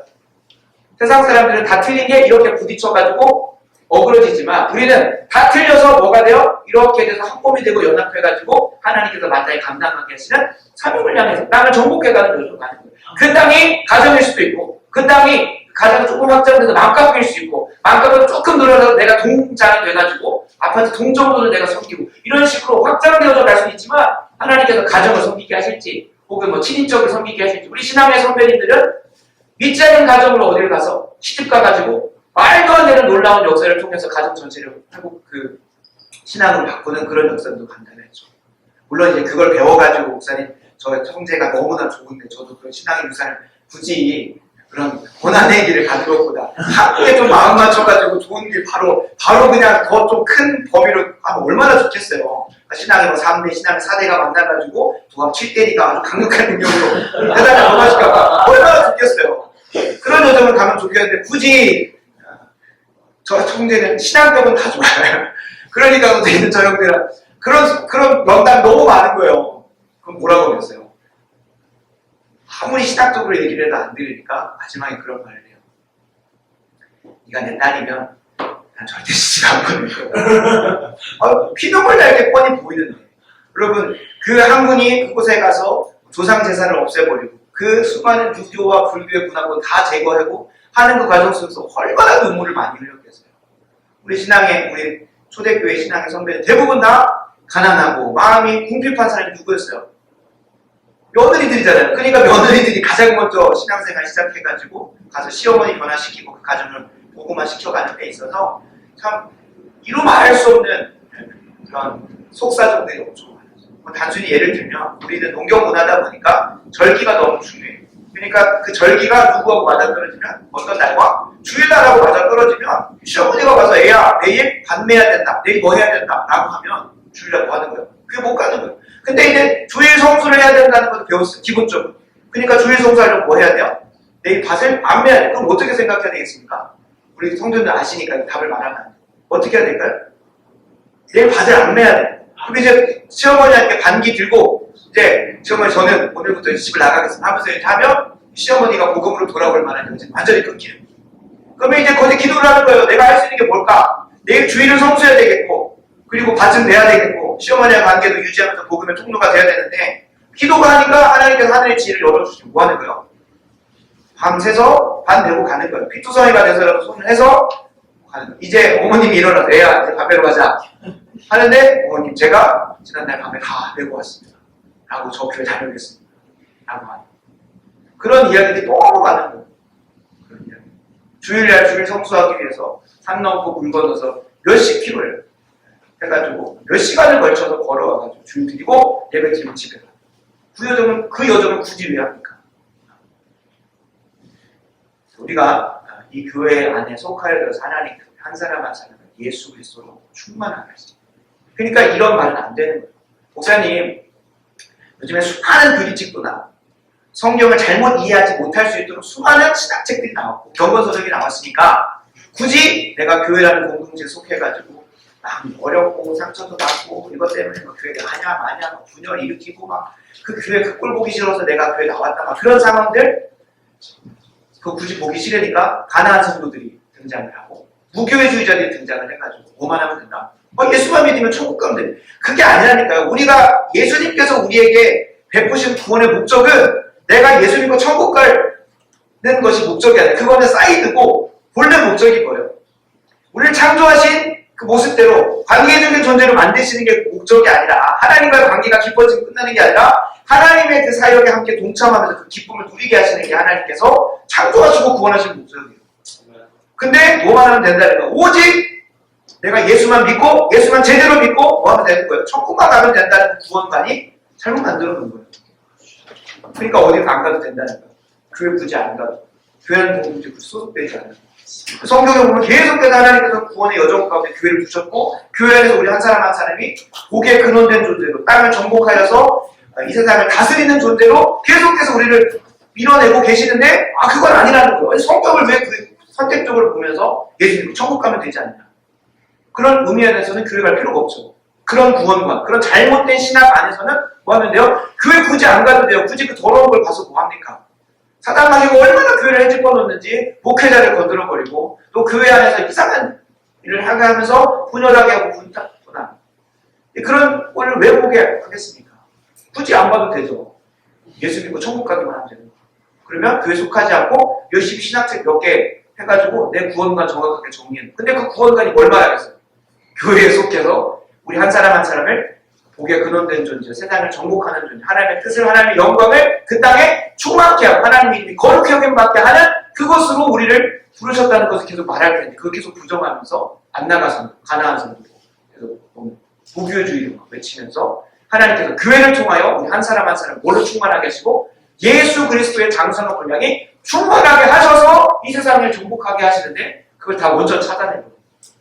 그래서 여러분 우리는 그 개념을 가지고 있어요. 주님께서 세상으로부터 우리를 부르셔서 하나님의 백성들을 모이게 하셨는데 그곳에서 이 죄인들과의 관계 속에서 서로의 연약함들이 부딪히다 뭐하게 하시는 예수님의 장성함을 충만케 하시는 거예요. 더 기도하게 하시고 더 말씀 묵상하게 하시면서 주님의 성품으로 자연스럽게 화하여져 그냥 갑자기 띠용하고 우리의 모습이 변하는 게 아니라 교회 공동체의 관계를 통해 바꿔가시는 것을 우리가 기억해야 됩니다. 그래서 하나님께서 오늘 우리 허락하신 에베소서 1장 23절 말씀에 무엇이라고 나옵니까? 교회는 그의 몸이다. 그의 몸이다. 근데 그 교회가 만물 안에서 만물을 충만하게 하시는 예수 그리스도의 충만함이다. 이 교회가 주님의 몸된 공동체로서 이 세상에 나아가서 뭘 합니까? 만물 안에서 만물을 그러니까 온 우주 만물 안에 들어가서 그 만물의 하나님의 뜻과 통치와 다스림. 마치 교회가 그의 몸이면 예수님 우리의 교회에 뭐가 되실까요? 머리가 되시죠. 머리가 되시잖아요. 그래서 이 교회의 머리가 누구이신 것처럼 예수님인 것처럼 만물 안으로 들어가서 교회가 세상 속으로 들어가서 그 세상의 머리도 가정의 머리도 누구요? 예수님이요. 일터의 머리도 누구시요? 예수님이요. 이 나라와 민족의 머리도 누구시요? 예수님이요. 라고 하는 것을 그렇게 이루어져 가는 데 있어서 누굴 사용하신다? 교회를 사용하신다. 만물 안에서 만물을 충만하게 해서 가장 아름다운 모습을 보기에 시기 좋은 모습으로 바꾸어 가시는 그 예수 그리스도께서 이 세상을 충만하게 하시는 유일한 도구로서 쓰시는 게 누구다? 교회다라고 하는 게 이 1장 2, 3절에 나오는 교회에 대한 중요한 것. 이게 우리의 구원의 최종적인 모습이죠. 주님께서는 이걸 위해서 우리를 구원하셨어요. 로마서 8장 19절 21절 한번 찾아보겠습니다. 로마서 8장 19절 21절을 한번 해보겠습니다. 로마서 8장 19절 피조물이라고 나와 있는 것을 우주 만물이라고 생각해 보세요. 피조물이 고대하는 바는 하나님의 아들들이 나타나는 것이니 피조물이 허무한 데 굴복하는 것은 자기의 뜻이 아니 오직 굴복하게 하신 이로 말미암으니까 바라는 것은 피조물도 썩어짐의 종노릇한 데서 해방되어 하나님의 자녀들의 영광에 자유에 이르는 것이니라. 아멘. 그러니까 온 피조세계가 온 우주 만물이 죄와 사망의 권세 가운데 있는데 거기서부터 벗어나서 뭐 하고 싶다는 거예요? 영광의 자유에 이르기 원한다. 하나님이 창조 때에 지어놓으신 본질의 모습, 원래의 원형적인 어떤 자연의 모습이 아니라 하나님께서 각 만물만, 예를 들면 가정의 모습으로 가장 아름다운 모습을 지어놓으셨고, 일터는 일터, 나라와 민족, 각 영역에 가장 하나님 보시기에 심히 좋은 모습들이 있을 거라고. 그 모습으로 변화시키는 유일한 주체와 유일한 수단은 누구나 교회라는 것이고, 그 교회가 뭐예요? 하나님의 자녀들이 모여있는 곳이잖아요. 그러니까 하나님의 자녀들을 통해서 이 땅의 온 우주 만물의 하나님의 통치와 다스림과 보기에 심히 좋은 모습과 영광을 하는 걸 충만하게 하시려고 하는 게 하나님께서 의도하신 분명한 방법이다. 그래서 우리가 이 세상을 바라보면서 정치, 경제, 사회, 문화, 교육, 예술, 가정, 학교, 일터를 바라보면서 참 진짜 눈살찌 풀어지고 정말 저기는 내가 가고 싶지도 않다. 그 이면에 우리가 한번 고민해 봐야 돼요. 이 땅에 주님의 백성으로 부름받은 교회들이, 제가 말하는 이 교회는 그리스도인들이요. 그리스도인들이 과연 정치, 경제, 사회, 문화, 교육, 예술 그 영역에서 그리스도인답게 살았는지. 그러니까 우리가 그렇게 회개를 해야 돼요. 이 민족이 잘못된 방향으로 가요? 그러면 역시 세상은 악해서 그래 어쩔 수 없어. 사단 마귀가 역시 막 관영하고 있어. 그게 아니고요. 누가 역할을 하지 않았습니까? 그 피조물들은 원래 죄와 사망 가운데서 그게 하는 게 당연해요. 본인이 뭘 잘못하는지도 모르고 어떤 상태에 있는지 몰라요. 그럼 누가 가져야 됩니까? 어둠은 무엇이 있을 때? 빛이 있을 때 내가 어둠이라는 걸 깊이 깨달아요. 그리고 더럽고 추악한 것은 선하고 아름다운 것이 드러날 때 내가 잘못된 것을 깨달아요. 물론 지금은 이상한 신세계가 펼쳐졌죠. 선과 악의 기준이 완전히 전혀 다른 신세계가 열려졌기 때문에 우리가 선한 모습을 보여줘도 저 가식덩어리 자기의 이기적 욕망을 위해서 저렇게 또 포장하는 나쁜 놈 이렇게 그렇게 또 만들어버려서 참 안타깝지만 분명한 것은 어둠이 더 치득받고 엄청 어두워질수록 뭐가 더 찬란하게 빛날 수밖에 없어요. 빛이 더 빛날 수밖에 없어요. 그래서 우리가 정말 그 소망을 가지고 가야 되는데 하나님께서 하나님의 자녀들이 나아가서 그것을 고치게 하시는 거예요. 그러니까 이 땅이 어두우면 누가 회개해야 되는 거예요? 그리스도인들 우리가 회개하고 교회가 잘못하고 있구나로 바라보면서 가야 됩니다. 그러면서 이제 또 한국교회 어떤 교회를 비판하고 어떤 교회 지적하고 하는 게 아니라 뭐 해야 되는 거예요? 나를 봐야 되는 거죠. 내가 한국교회잖아요. 내가 한국교회잖아요. 맞잖아요. 그럼 원투원자는 여러분 한국교회예요.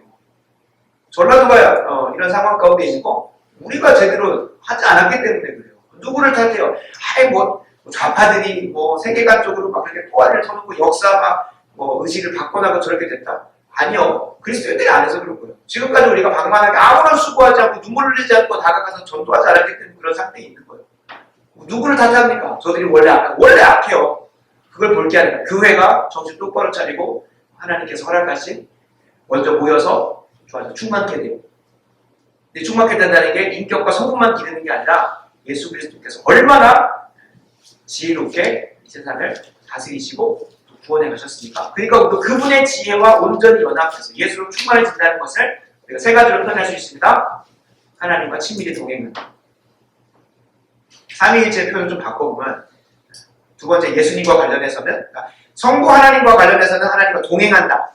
하나님과 함께한다 라는 표현을 쓰면 좋겠고 두 번째 예수님과 관련해서는 예수 그리스도와 온전히 연합한다. 세 번째 성령 하나님과의 관계에서는 우리가 어떤 표현을 쓰죠? 보통 성령 충만이라는 표현을 쓰는 거죠. 성령 충만하고 예수 그리스도와 온전히 연합하고 하나님과 친밀히 동행하는 가운데 뭐 하는 거예요? 찔거가는 그 땅에 가서 황폐함을 거두는 데 있어서 우리 교회된 자들이, 교회에 지체된 자들이 변화시켜.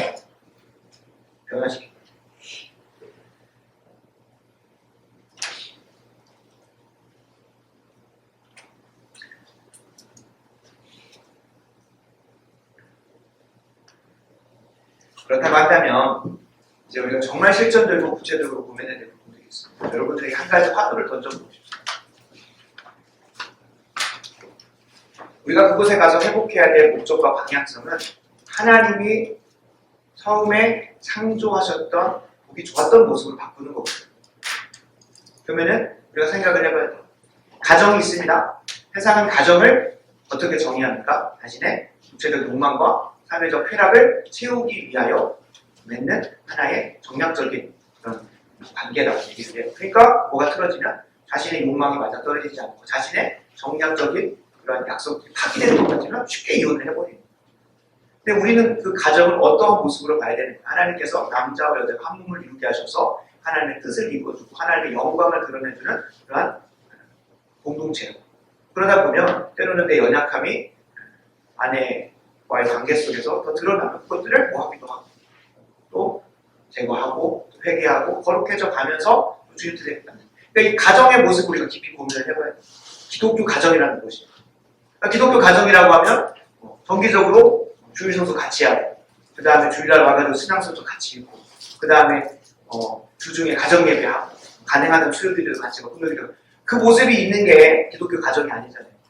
그 안에 담겨져야 될 게 뭐예요? 하나님께서 그 모습으로 말하는 게 아니라 그 안에 담겨져야 될 기독교 가정이 무엇인지를 분명히 고민해야 뭐가 되는 거예요? 그곳에 예수 그리스도가 충만케 되는 게 펼쳐지는 거죠. 우리가 이제 기독교 교육이라고 했을 때 기독교 교육이 뭐냐라고 정의가 되는 순간 그것으로부터 교육 철학이 나오고 교육 과정이 나오고 교육의 실제적인 지침들이 나와요.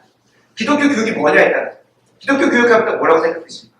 이게 조금 더 멀리 있다 보면 기독교 교사라고 한다면 기독교 교사가 뭘까요?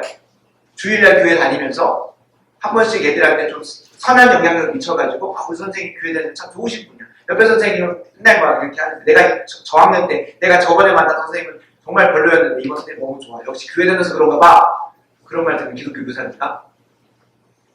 그래서 우리가 기독교 교사가 무엇인지, 기독교 남편이 무엇인지, 그리스도인 남편이 무엇이고, 그리스도인 가정이 무엇이고, 저는 목회자로서 정말 성경이 말하는 교회다운 교회가 무엇인지를 고민해야 되는 것이라고 한다면 그것 안에서 여러분들은 내게 속한 그 땅에 하나님께서 창조 때에 지으신 그 원형적인 모습, 보시기에 좋았던 그 형상이, 물론 형상대로 지음받은 우리밖에 없지만 하나님이 의도하셔서 만들어 놓으신 그 만물, 창조 세계 각 영역들이 어떤 모습일지 한번 고민해 봐야 되는 거예요.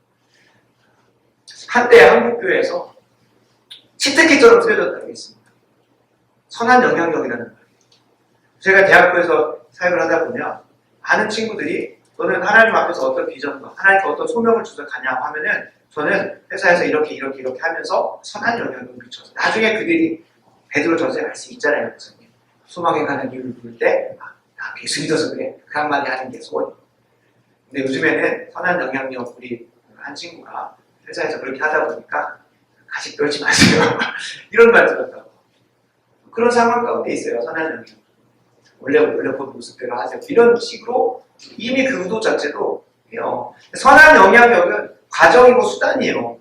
근데 마치 그걸 하고 나면 내가 마치 뭐 한 것처럼 세상 속에서 그리스도인들의 삶을 살아냈던 것처럼 그리스도인 회사원이라고 한다면 기독교 회사원이라고 한다면 뭐 해야 돼요? 당연히 세상에서 제시하는 윤리와 도덕 수준을 초월해서 있어야 돼요. 근데 다시 한번 말씀드립니다. 세상과 전혀 다른 윤리와 도덕 수준이 드러나는 것이 기독교 회사원인지는 한번 고민해 보셔야 돼요. 결과적으로 세상이 요구하는 윤리와 도덕 수준을 뛰어넘은 삶을 살 수는 있어요. 당연히 드러나야 되고요. 그러나 그것으로 만족해가지고 그게 기독교인 회사인인 건지 기독교 교사인 건지를 고민해 봐야 됩니다. 그래서 우리가 학문에서 가장 먼저 하는 개론에서 하는 게 뭡니까? 기독교 교육학이 무엇인지, 기독교 교육이 무엇인지 대한 개념이 중요해요. 근데 우리는 별로 중요하게 생각 안 하죠. 당장 내 현장에서 쓸 어떻게 how에 대해서만 관심을 갖죠. 당장 이번 주에 내가 어떤 스코프를 해야 되는데 어떤 도구와 수단들이 있는지. 근데 우리가 진짜 고민해야 되는 건 뭐예요? 기독교 교육이 무엇인지. 우리가 학교에서 이루어지는 교육이 어떤 방향으로 가야 되는지. 그걸 깊이 고민해보지 않으면 결국에 우리가 뭐만 터뜨리는 거예요? 그 개념적인 토대는 건드리지 못하고 그 안에 드러난 현상적인 문제들은 계속 해결해 가는 거예요. 그래서 여러분들이 계속 던지는 거예요. 우리가 첫째 시간에도 말씀드렸듯이 인간이란 무엇인지에 대해서 분명하게 정해지면 더 이상 물론 흔들릴 수는 있죠. 우리 안에 있는 죄성 때문에 세상의 쾌락이나 즐거움에 좀 견눈질할 수 있어요. 근데 방향은 좀 정해진다. 인간이란 무엇인가? 세상 사람들도 철학자도 계속 그 고민 안에서 인간의 방향성과 인간의 찾는 행복과 만족을 향해서 왔다고 했잖아요. 그러면 우리도 근본으로 돌아가가지고 그 본질로 돌아가서 하나님이 보시기에 심히 좋게 지었던 형상이 무엇인지 그 형상을 통해서 하나님께서 우리에게 목적 삼는 다스리게 하는 것은 무엇인지 그 다스림이 펼쳐졌을 때 생육하고 번성하고 충만하고 전국국 다스리는 게 어떻게 구체적으로 펼쳐져 가는지 다스린다고 하니까 우리 신앙의 선배는 어떻게 적용했습니까? 대학원생들이 제일 힘들어하는 교수가 누굴까요? 기독교 교수예요.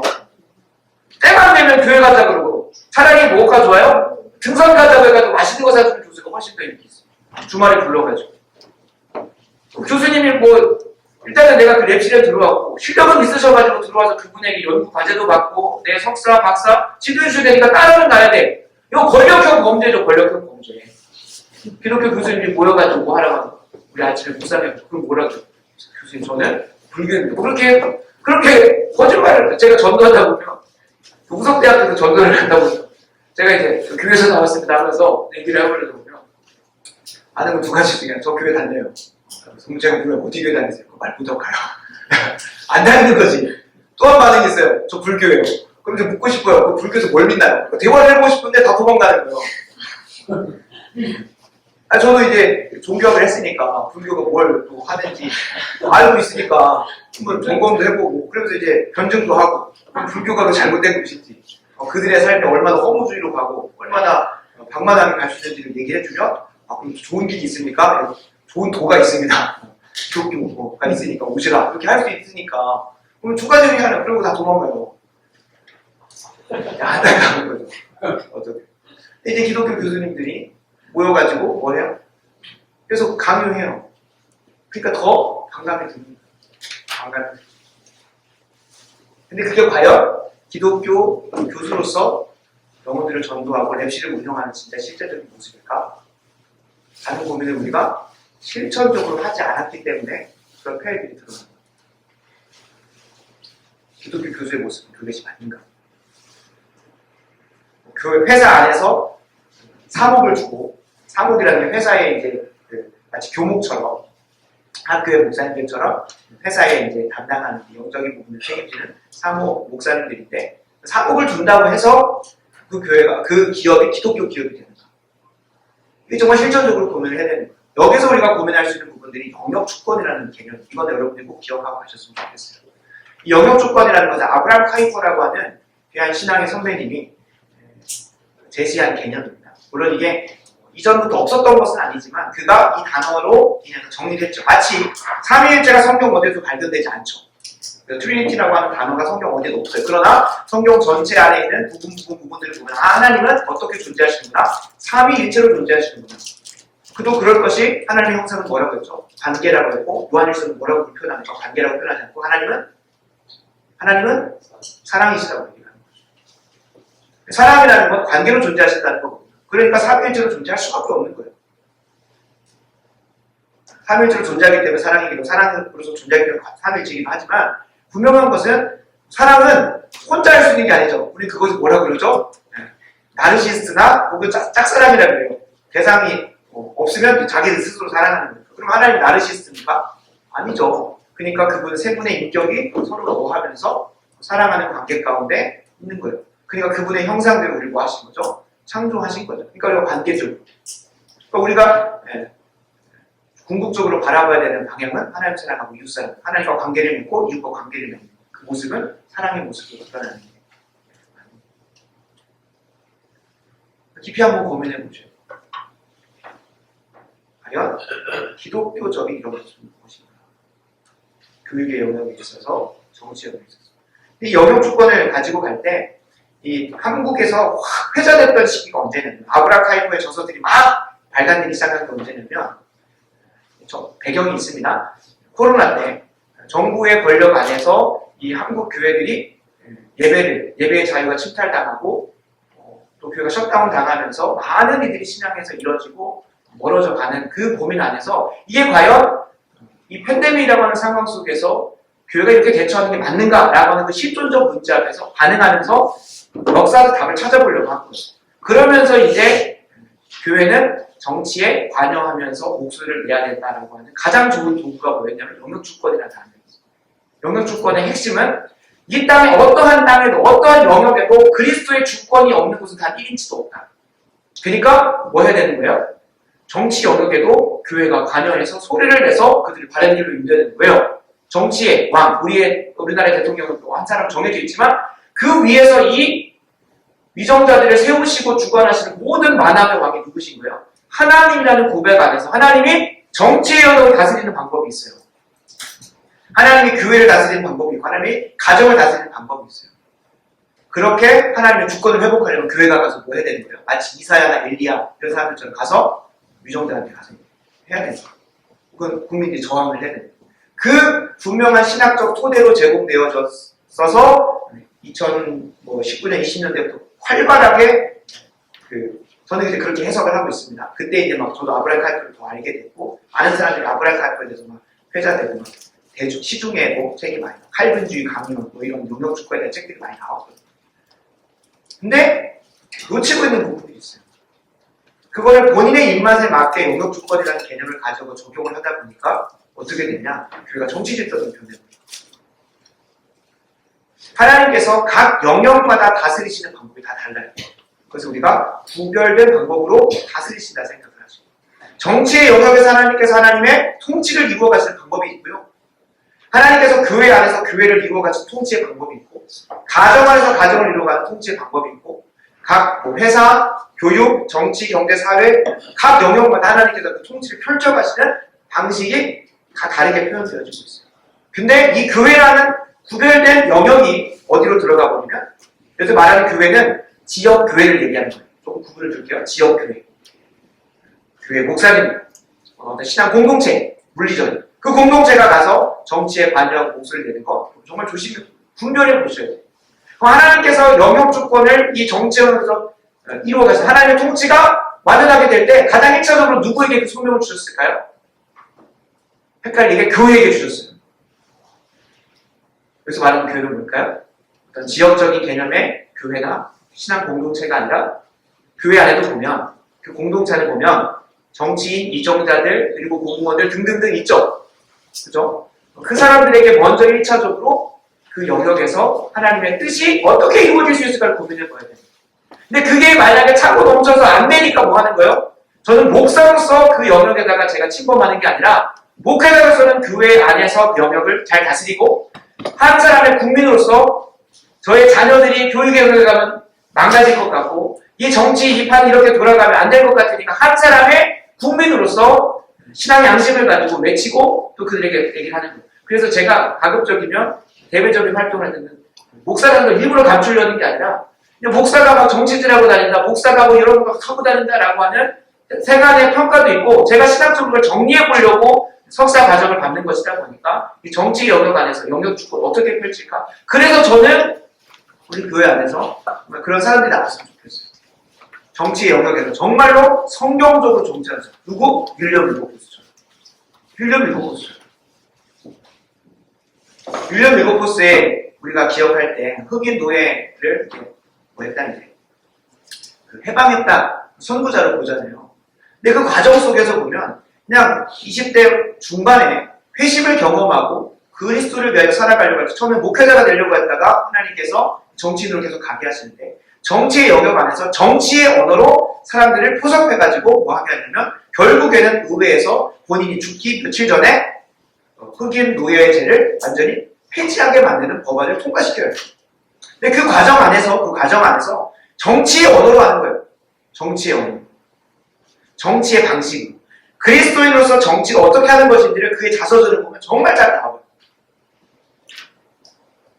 그러니까 한 사람 한 사람을 설득하고 그 사람에게 호소하고 내 편을 들어오고 이렇게 언어로 그들에게 더 귀한 비전을 주고 끌어와가지고 본인의 이 법안의 가치를 통과할 수 있도록 한 과정을 통해서 처음에는 노예제를 폐지했고 그 다음에 흑인을 완전히 해방하는 방향으로 이끌어가요. 과정이 있는 거예요. 과정. 근데 안타까운 건 참 한국 교회 안에서 참 세상에 그 지탄만 언론에서 때려대는 그러한 평가들 우리가 참 분별을 해야 돼요. 분별을 해야 돼요. 그들이 워낙 반기독교적이고 교회에 대해서는 아주 적대적이기 때문에 분별을 해야 됩니다만 그런 빌미를 제공하고 있는 부분도 우리가 없지는 않다는 거예요. 그래서 그 각 영역마다 하나님께서 주권을 펼쳐가시는 방법이 구별되어져 있다. 거기 안에서 펼치는 방법이 뭔지를 고민해야 돼요. 기독교 교육의 영역에 있어서 교회가 요즘에 다 대안학교를 해요. 그럼 과연 교회가 기독교 대안학교라는 게 맞는가? 라고 하는 부분을 한번 고민을 해봐야 돼요. 그러니까 이런 실천적인 고민들이 없으면 계속해서 사단 마귀는 계속해서 침노해 오는 거예요. 하나님의 나라의 영역들. 그러니까 우리가 뭐 할 수도 없을 정도로 학교를 보낼 수가 없을 정도로 학교가 망가져 버렸죠. 그러니까 기독교 교사가 뭔지를 진짜 고민해요. 어저께는 이제 칼 세이건 정도에서 멈췄지만 20세기에 아주 강력한 적그리스도 세력이자 진화론의 추종자예요. 본인은 진화론 추종자라고 말하지만 그의 그 교육 철학에 보면 아주 강력하게 진화론이고 마르크시즘이 아주 담겨져 있는. 그러니까 우리가 이 시대에 뭐 공산주의자 없다고 말할 수 있지만 공산주의적으로 살아가는 사람이 훨씬 많습니다. 우리 사고의 흐름 자체가 공산주의를 좋아해요. 우리의 죄악된 본성이 창세 때, 태초 때 무슨 일이 있었습니까? 하나님이 정해놓으신 기존이라는 것을 탈피해서 내가 보기에 좋은 대로 선택한 것으로 인해서 인본주의라는 게 들어오고 그 인본주의가 시대의 옷을 입으면서 이제 마르크스에게 있어서 사회주의, 공산주의로 정리가 됐고 그때는 무엇을 통해서? 노동 생산성을 통해서 이 계급을 분화시켜가지고 갈등시켜가지고 세상을 바꿔보려고 했었다면 지금은 이제 뭐 문화로 바뀌어지고 성혁명으로 바뀌어지고 여러 방향으로 가잖아요.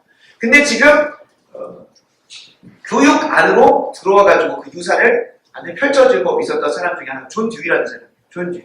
존 듀이 하면 딱 두 가지가 떠올라야 됩니다. 경험주의와 실용주의. 그냥 내 삶에, 내 현실의 삶에 도움이 될 것이라고 한다면 무엇을 택하겠다라는 방법이고 그것을 실천하는, 그것을 구체적으로 펼쳐가는 방법이 경험주의예요. 경험주의. 이 경험주의는 마치 토마스 홉스나 그런 계몽주의 철학자들의 경험주의를 말하는 건 아니에요. 여기서 말하는 경험주의는 이 한 아이가 경험을 통해서 요즘엔 그걸 뭘로 바꾸냐면 놀이를 통해서 세상을 살아가는 지혜와 방법들을 터득하게 놔둬주는 거예요. 그래서 이 교육 철학 안에서는 그러니까 계속해서 경험을 통해 마치 해겔의 철학처럼 경험을 통해서 내가 지금까지 가지고 있었던 관념이나 기준이 틀린 거였네 하면서 또 새롭게 배우고 맞는 말 같잖아요. 그렇지 않습니까? 맞는 말 같잖아요. 이거 경험을 통해서 배우잖아요. 우리 뭘 통해서 배워야 돼요? 당연히 성경을 통해 배워야죠. 성경을 통해 배워야 돼요. 근데 경험을 통해서 내가 계속해서 학습하고 변화될 수 있는 그리고 그 경험을 취사 선택하는 주체가 누구예요? 나를 나답게 만드는 그 아이인 거예요. 아이가 봤을 때 기호적으로, 직관적으로, 느낌적으로 이게 좋아. 그러면 이걸 가는 거예요. 생각을 해보겠습니다. 내가 조금 덩치가 있어 누굴 때려서 권력을 얻었어. 그랬더니 애들이 추종해. 그럼 어떻게 될까요? 이게 답이구나. 라고 하면서 경험을 통해서 내 삶의 실용적인 문제를 해결해가는 그런 교육의 철학이 우리 해방 직후, 해방 전부터도 선교사들이 와서 학교를 세우고 했었거든요. 그때 가지고 왔던 게 그들이 그걸 다 분간은 못했지만 그래도 존 듀이의 교육 철학의 영향을 받은 교육 과정들을 가지고 와요. 그 교육 과정들이 해방 직후에도 계속해서 또아래를 틀어요.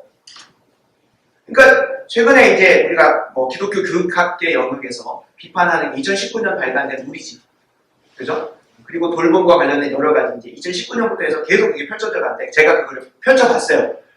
펼쳐보니까 교사의 역할이 이전까지만 어떤 역할인가요? 기존의 전통이나 질서를 가르쳐주고 그걸 학습시키는 역할을 하는 게 교사의 역할입니다. 근데 거기에 분명하게 나오는 교사는 그 아이가 주체적으로 경험을 통하여 뭘 하는 데 있어서 학습하고 교육을 스스로가 성장해 가는 데 있어서 무엇을 하는 역할이다? 앞부분은 다 제가 이제 덧붙인 겁니다. 지원하는 역할이에요. 지원하는 역할.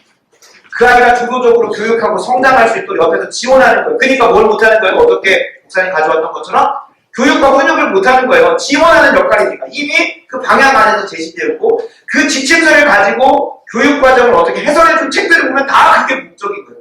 교사는 지원하는 역할이 아니죠. 교사는 우리 사회가 가지고 있는 보편적 기준과 질서들을 가르쳐서 그들을 뭐 하는 거예요? 그들이 틀렸다. 자기 부인하게 만드는 거예요.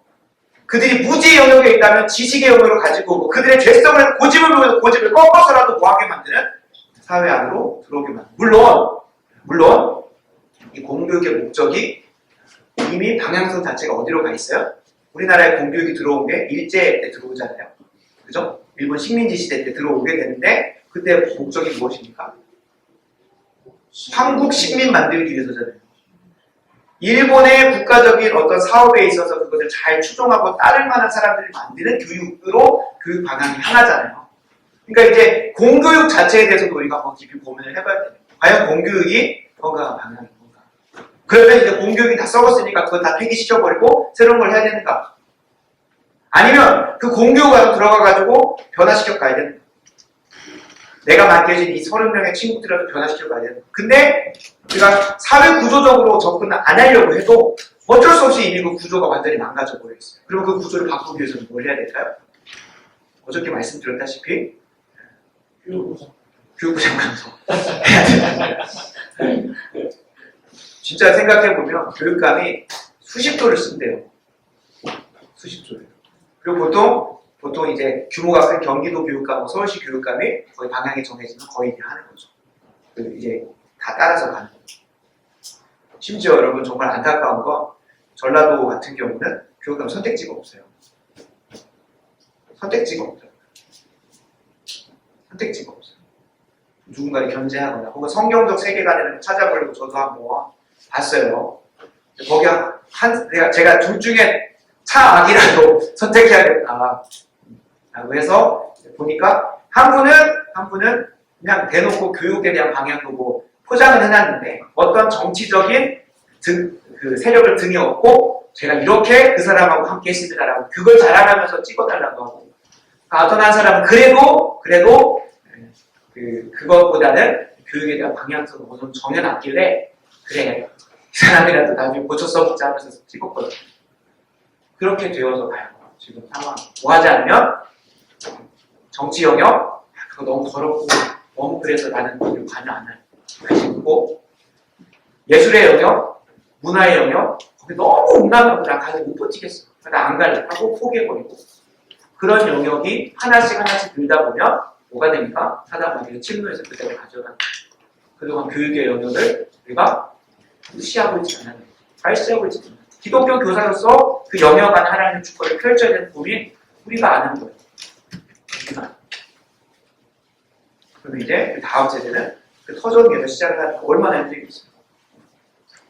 북한에서 태어나서 중국에서 태어나서 신앙생활하면 목사님 핀각이 있어야 신앙도 좋아지죠. 그런 생활로 그런 견해 안에 있다면 그냥 놔두세요. 그렇게 열심히 그 고난 가운데서 신앙 잘 지킬 수 있도록 놔두세요. 근데 여러분 말씀은 뭘 얘기하고 있습니까? 다른 세대가 일어납니다. 다른 세대. 지금의 학교 공교육을 자연스럽게 따라가고 거기에서 제시하는 수능 잘 보고 좋은 학교고 좋은 직장 가는 사람으로 만들어두면 기본적으로 천국 바라보겠습니까? 아니요. 이 땅 지상주의자로서 살아가면서 유물론적으로 살아갈 수밖에 없고 진화론적인 사고가 당연합니다. 왜요? 제가 어떤 교육감을 선택해서 선택지가 없는 것처럼 그들도 선택지가 없어요. 시험 보려면 학점을 받으려면 뭐 해야 돼요? 그 교과서에 있는 대로 답을 적어야 되기 때문에 나는 유물론을 별로 원하진 않지만 유물론이 맞다고 내가 논술과서 써야 되는 거고 그러다 보면 그게 나도 스스로가 내 스스로 유체이탈로 쓸 수도 없는 거고 그래서 어떻게든 제가 내년부터는 주말학교에 주중에 배웠던 것들 안에서 해야 될 것들을 하는 거죠. 그렇게 해버리고 그러다가 하나님께 기회 주시면 주중학교로 해서 방과후 학교를 이끌어가죠. 그렇게 하면 하나씩 그들이 뭐 할 수 있게 분별해 갈 수 있게 하는 게 지금의 최선이니까 일단 해보는 거죠. 그러면 우리에게 이제 고민이 필요한 거예요. 선한 영향력 미치다가 그것만 하다가 뭐 하게 돼요? 아무것도 못하고 그냥 나는 좋은 사람으로만 끝나요. 하나님께서 원하시는 게 좋은 사람일까요? 영어 번역이 굿이니까 토브라고 하는 게 심히 보시기에 좋았더라거든요. 좋았더라 영어가 뭐겠어요? 굿이죠. 근데 굿에는 두 가지 의미가 다 있죠. 좋은 것도 있지만 무엇도 있어요? 바른 것도 있죠. 옳은 것도 있죠. 그 정말 하나님 보시기에 말씀에 비추고 바른 모습으로 그것을 변화시켜보려면 주님께서 말씀하시고 내가 화평을 주러 온 게 아니라 난 좋은 사람 되려고 온 게 아니라 겁을 주러 왔고 내가 갈등하고 분열하게 하기 위해서 왔다. 왜요? 이 세상에 적응하면서 그냥 어중이 떠주며 살다가 오는 게 아니라 그들에게 뭘 할 수 있고 바른 말을 해줄 수 있고 바른 길을 인도해 줄 수 있고 그래서 그 안에서 뭐가 와요? 십자가가 있고 고난이 있고 희생이 있고 수고가 있고 어려움이 있고 아주 좋은 버전이 12년 동안 타협했으면 나 이제부터 복음적으로 설교 안 하겠습니다 했으면 뭐 하면 돼요? 바로 출소해요. 근데 그걸 끝까지 지킨 거예요. 12년 동안 복역하는 거예요. 밖에 있는 처자식 놔두고 그 안에서 복역을 합니다. 신앙의 안식을 놓칠 수 없고 내가 이거 포기하는 순간 복음과 진리를 들어야 될 사람들이 못 듣게 되니까 그 여자는 돈 번역만이 그런 유산을 남기지 않는 우리도 하나님께서 그 우리에게 맡기신 땅에 어떻게 정복해 가야 되지 그리고 그곳을 어떻게 더 어려운 거죠? 다스려 가야 되지 하나님께서 아담과 하와를 에덴 동산에 두시고 경작하게 하셨어요. 하나님의 뜻대로 그것을 경작하게 하셨어요. 그리고 또 하나 뭐 하게 하셨냐면 샤마 지키게 하셨어요. 경작한 것이 그렇게 아름답게 계속 유지될 수 있어요. 그게 더 어려운 거예요. 왜냐하면 사단마귀가 끝없이 우리를 다시 침노하고 공격하려고 하니까 그걸 다스리고 다시 지키는 게 더 중요해요. 지키는 게 너무 중요해요. 자칫 잘못하면 우리가 신경 쓰지 못했던 분이 가시와 올림과 덧과 함정이 일어나고 할 수 있으니까 다시 곳에 뿌리 뽑혀서 빼앗길 수 있어요. 여러분 정말 이번 수련회를 마무리하면서 정말로 도전드립니다. 대한민국 교육에 하나님의 통치가 필요합니다. 대한민국의 정치에 하나님의 통치가 필요합니다. 거기는 정치를 갈 사람은 없는 것 같은데 하나 좀 시작해봤으면 좋겠습니다. 정치, 경제, 사회, 교육, 예술, 문화, 그리고 가정, 학교부터 그곳에 여러분들이 터만 다져놓고 할 수 있어요.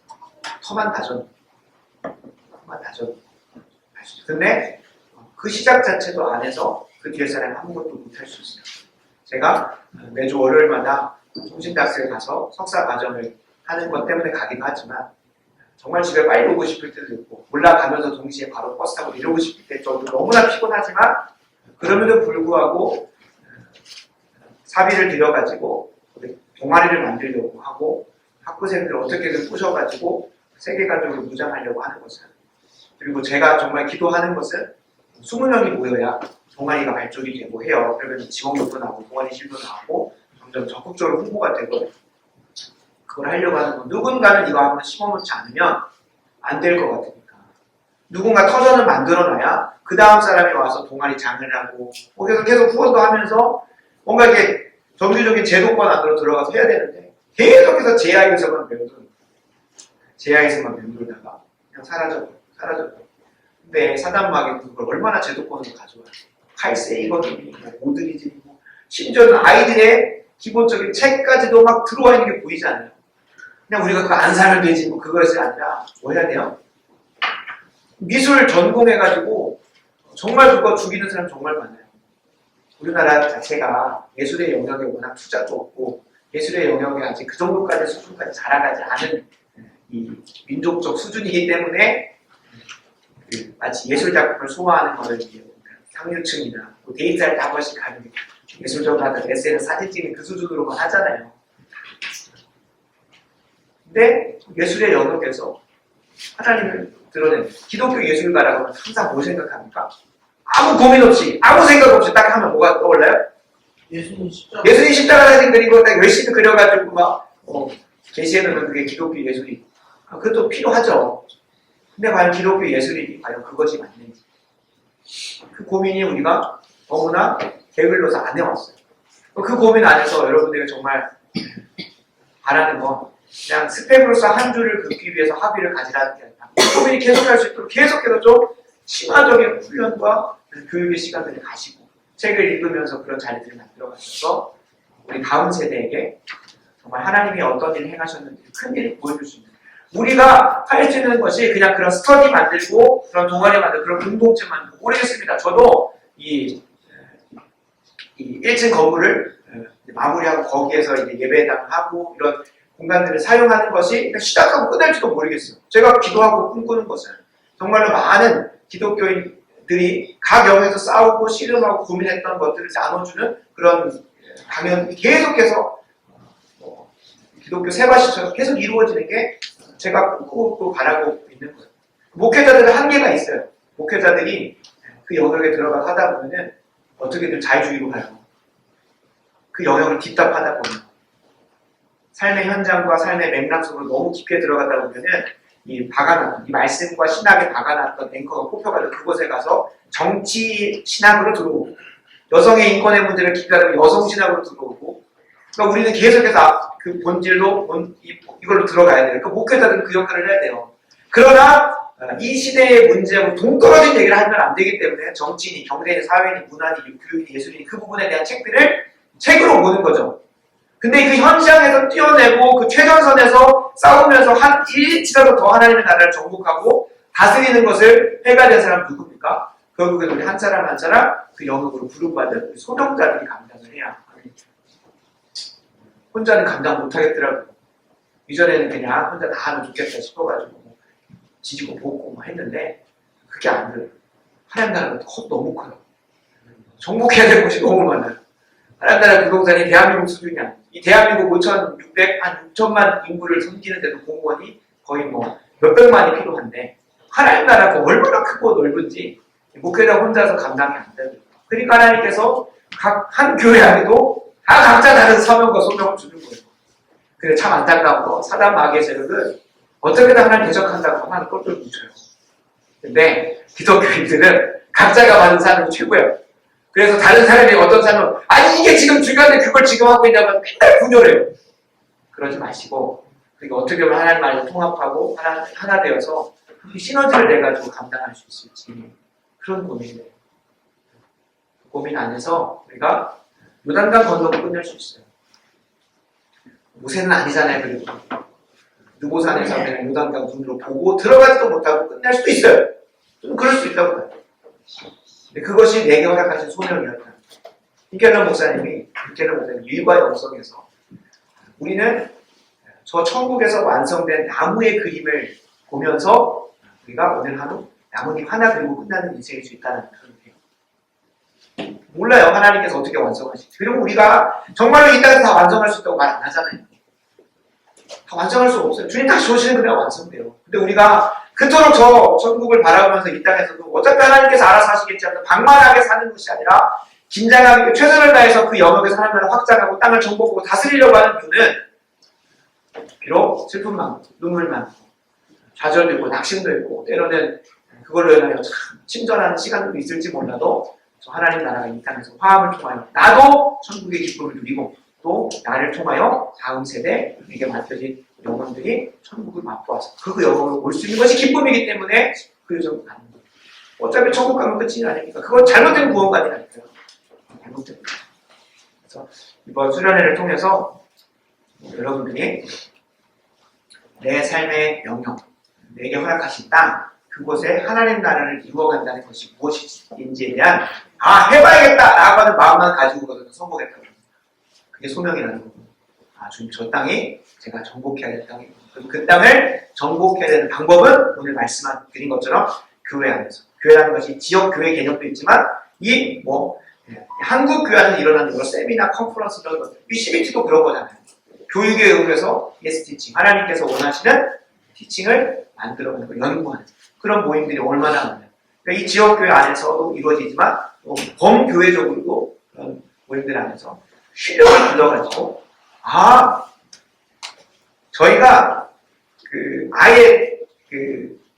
저희 교회가 지금 건축 중에 있는데 한번 생각을 해보면 논바닥에다가 갖다 부어받고 그냥 땅 파가지고 그것도 시작을 했으면 얼마나 더 더디고 돈도 많이 들어갔을까요?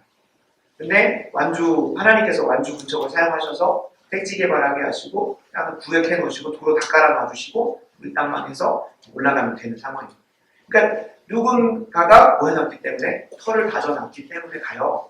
근데 우리가 저 사람하고 저게 안 맞고 저 사람하고 저게 안 맞아가지고 저 사람하고 그냥 관심도 없고 그래요. 근데 여러분 찾아다니셔야 돼요.